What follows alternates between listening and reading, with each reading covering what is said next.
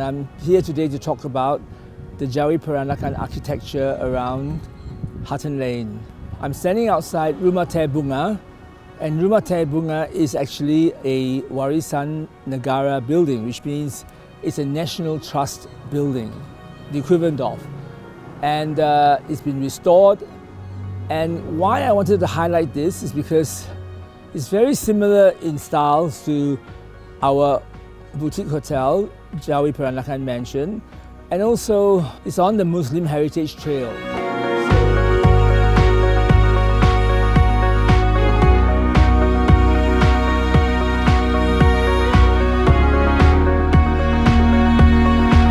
Why is this important? This is a different genre of architecture in Georgetown. It's basically built and developed by the Jawi Peranakans. Now, Jawi Peranakans are basically migrants that came here from the Muslim or Islamic world and settled here and assimilated, acculturated themselves with the Malay and the British administrators that were here.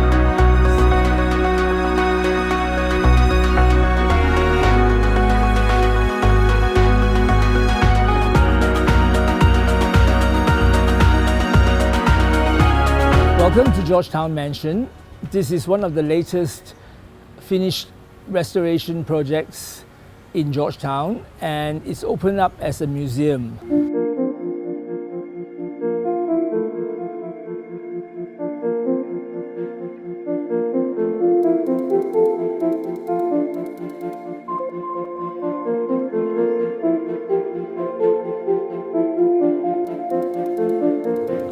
Architecturally, it's very similar to the buildings that we've seen, and in fact, it's almost an exact copy of Rumah Teh Bunga, both about the same time, about 2 or 3 years apart. This is officially 1897, that's 1893. So again, the Anglo-Malay-Indian architecture, and it is part of the Jawi Peranakan genre of architecture around here. It was so dilapidated that it's almost collapsed the whole building, and I must say that it's wonderful to see these buildings being saved.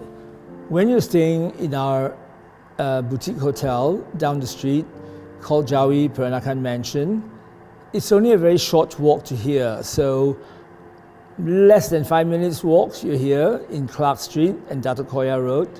And I think that it's definitely worthwhile if you have a spare afternoon to wander around looking at the architecture as well as the exhibits in this place. It'll give you a better understanding of what the Malay world's about, and harks back to a time when, probably before the British founded Penang. You know, it was when it was part of the Kedah Sultanate.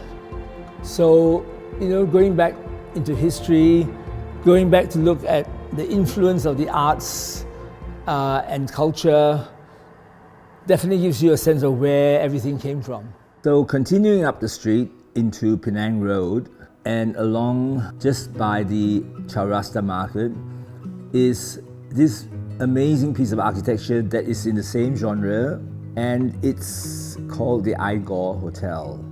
It's surrounded by shop houses that were built later on, so it's totally hidden from the street view. But if you find the alleyways to get into it, you'll have a wonderful surprise. And the last building, but not the least, is the very grand Syed Alatas Mansion at the start of Armenian Street. This is a state-owned property and has been restored several times. It's a great example of, an early example of this sort of Islamic, Sino-Portuguese or straight eclectic architecture. It's sad to see that there's not more appreciation of this genre of architecture. This is actually what I would consider to be Anglo-Malay